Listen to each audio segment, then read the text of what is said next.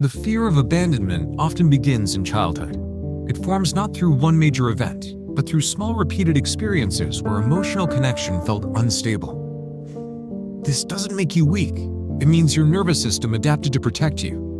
When caregivers are inconsistent or emotionally unavailable, the child starts scanning for signs of disconnection. That pattern continues into adulthood, unless it's interrupted with awareness and healing.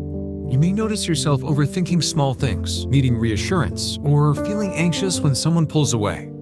These are normal responses to an attachment system that was trained to expect disconnection. They are not personality flaws.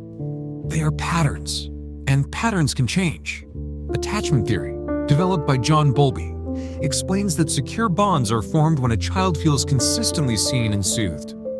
Without that consistency, the child may grow up with anxious attachment. This can lead to chronic fear of rejection, a tendency to people please, and difficulty trusting even safe relationships. None of this is your fault, but it is your responsibility to work through it if you want freedom. Many people with abandonment wounds learn to suppress their own needs to stay connected. They became easy to be around, afraid to take up space, and skilled at managing others' emotions instead of their own. Over time, this leads to emotional exhaustion. Resilience is not about ignoring this pattern. It's about learning to face it with clarity and strength. Healing starts by telling the truth calmly and clearly. The fear is real, but it is not permanent. You don't need to perform to be loved. You don't need to overgive to avoid loss. You can build new emotional pathways. You can teach your nervous system that connection can be safe, and that safety starts with you. When the fear of abandonment is left unaddressed, it doesn't stay internal. It becomes behavior. Most people don't realize their habits are reactions to emotional patterns formed in early development. These behaviors aren't random. They're learned strategies to avoid the emotional discomfort of disconnection. People with abandonment wounds often display high emotional vigilance. They monitor tone, expressions, and behavior changes in others. They're always scanning for signs that someone might leave. This is not being paranoid. It's being conditioned by experience. If emotional safety was unpredictable as a child, your system learns to stay alert. In relationships, this often shows up as overcommunication. You send long messages, apologize for things that aren't your fault, or explain yourself repeatedly. You might feel intense anxiety when someone doesn't reply quickly. Logically, you know it's not about you, but your body doesn't feel that. Your attachment system is reacting to the emotional threat of absence. Avoidance is also common. Some people handle abandonment fear by disconnecting before anyone gets close. These individuals may seem emotionally distant, guarded, or uninterested in intimacy. But under the surface, they've just learned that closeness feels unsafe. This is a common expression of what's called dismissive avoidant attachment. Psychologists like Dr. Jessica Stern and Dr. Amir Levine have studied how these styles show up in romantic partnerships. Anxiously attached individuals tend to seek constant reassurance. Avoidantly attached individuals tend to push away emotional needs. Together, these patterns often create unstable dynamics. Both are responding to the same fear, they just manage it differently. Outside of relationships, these behaviors affect identity. People with abandonment wounds often attach their value to usefulness. If they aren't doing something for others, they feel invisible. They struggle to say no. They avoid conflict. They feel guilty for setting boundaries. These are coping strategies, not traits. Over time, this creates a double bind. You become resentful of overgiving, but terrified of pulling back. You want closeness, but don't trust it. You crave support, but feel like a burden. This internal tension causes emotional burnout. You start to lose touch with your own needs and wants. You feel disconnected from yourself. Self-abandonment becomes the default. You stay quiet in moments when you need to speak. You dismiss your own discomfort. You prioritize peace over authenticity. This form of self-betrayal is common in those who were emotionally neglected early in life. It's not a sign of weakness. It's a sign you were taught that your needs don't matter. Dr. Janina Fisher explains that trauma survivors often develop fragmented self-states. This means they switch between pleasing, withdrawing, or fixing roles, depending on the emotional environment. These shifts are designed to maintain connection. Even if that connection is unhealthy, it's adaptive, but it's exhausting. If you recognize these patterns in yourself, the first step is observation. Don't judge them. just notice them. Ask yourself, who am I trying to protect? What am I afraid will happen if I stop overfunctioning? What belief? Am I caring about my worth and safety? Awareness is not healing, but it is the beginning. You can't change what you refuse to see. Naming the behavior doesn't make you weak. It makes you responsible, not for the wound, but for the way you choose to move forward. Patterns don't change by willpower. They change when the nervous system feels safe enough to respond differently.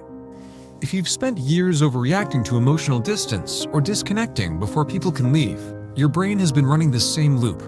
The solution isn't to shame the reaction, it's to retrain the system. With consistency and evidence, start by recognizing emotional flashbacks. These are moments when your reaction is much bigger than the situation requires. A late reply feels like rejection. A neutral tone feels like punishment. When this happens, don't ask, "What's wrong with me?" Ask, "What part of me feels unsafe right now?" That question creates space, and space gives you choice. Grounding is essential. Use somatic tools, not just logic. Place one hand on your chest, one on your stomach. Breathe in slowly for 4 seconds. Hold. Exhale for 6. Repeat.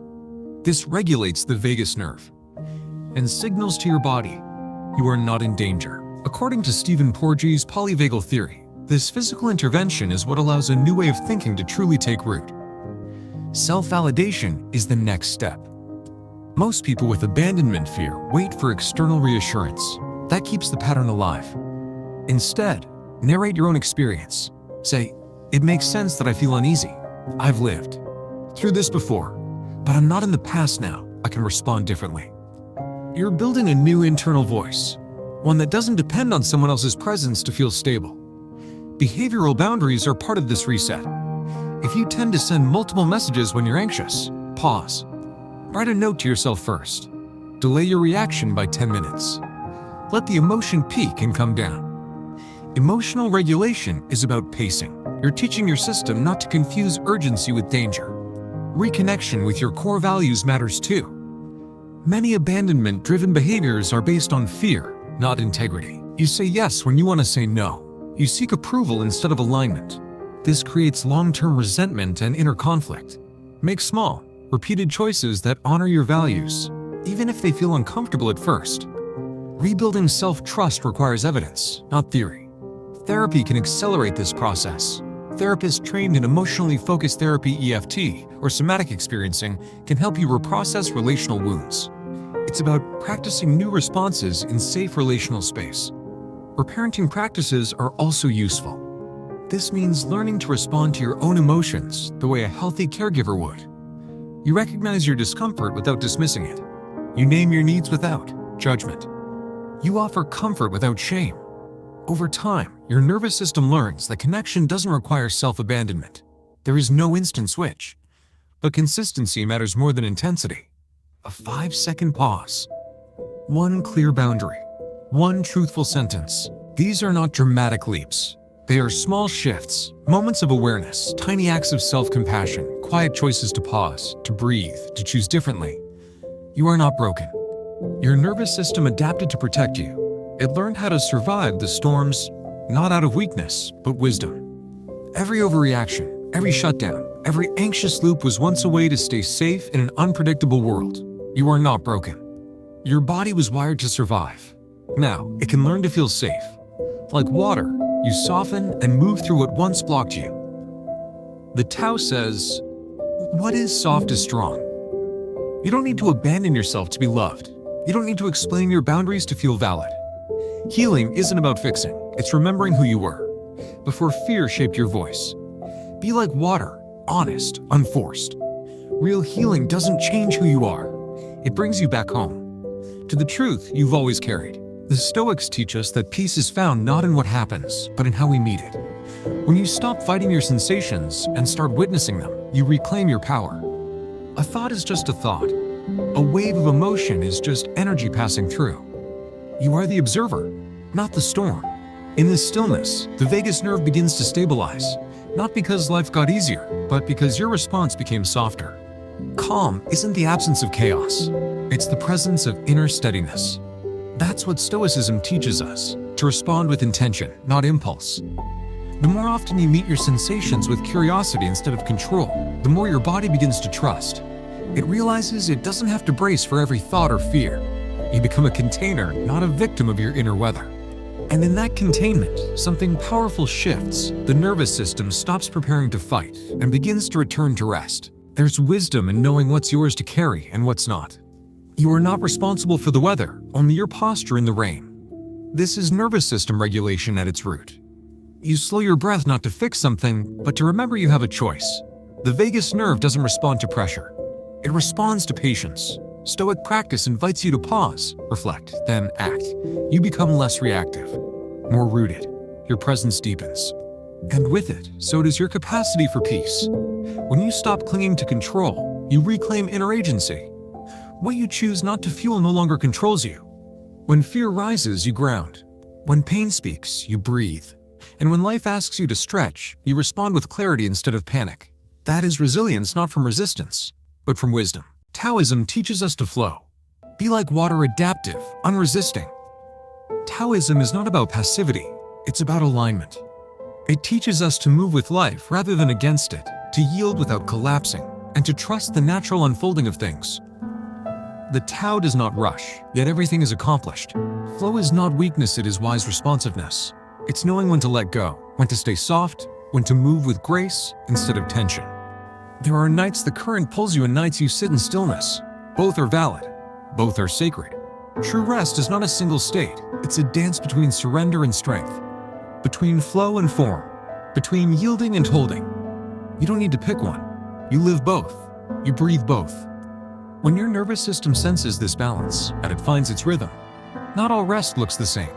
Sometimes it's lying still. Sometimes it's letting go of urgency. Sometimes it's saying no. Sometimes it's saying yes to your own needs. All of it is healing. Every time you pause, you return to yourself. That's where real freedom lies. In your ability to stay with what's here. No longer hijacked by fear. No longer reacting to old ghosts. Just present. Just breathing. The Stoics call this equanimity. The Taoists call it harmony. One stands firm, the other flows. Together, they create a full spectrum of peace. The Stoic teaches us to ground, to stay rooted in clarity. The Taoist reminds us to yield, to move with life's rhythm. In your body, this integration becomes a felt truth. You are both resilient and soft, structured and spacious. Your vagus nerve doesn't just respond to one tone, it listens to your whole state. And when that state is balanced, when breath, thought, and being aligned, you return to a kind of inner stillness. This stillness is where energy returns to the soul. It is where breath meets presence. The quiet place within where your nervous system finally says, yes, I can rest now. So let this integration be your closing prayer. May I flow like water through what I cannot control. May I stand like a tree in what I know is true. May I breathe through discomfort instead of bracing against it. May I respond with grace instead of urgency. May I rest not because I've finished everything, but because I'm worthy of rest. May I sleep not to escape life, but to return to it with more softness. In the stillness, your nervous system recalibrates. In your surrender, you find your strength. In rest, you come home. This is not the end of your journey. It's the beginning of a new relationship with your body, your breath, and your inner rhythm. From this place, everything softens. From this place, healing deepens. This is the stillness, where energy flows back into the soul, not to disappear, but to rise anew. Not as urgency, but as clarity. Not as fear, but as presence.